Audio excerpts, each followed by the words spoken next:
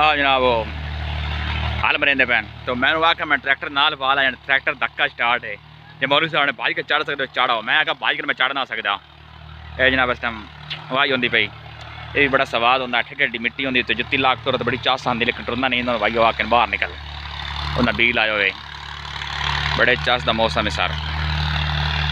आज मौसम बड़ा ठंडा बदल लगा है जरा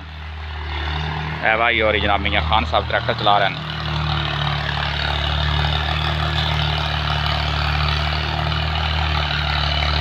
दिल तो मेरा मैं चलावा लेकिन मैं अलकट कोई नहीं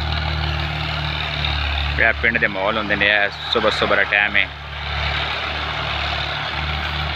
और मैं ये खान को पता लग गया कि मौलवी साहब वीडियो बना रहे हैं हाँ जी ट्रैक्टर पसा ना छड़ी पट पट पट पट पट पट पट हाँ जी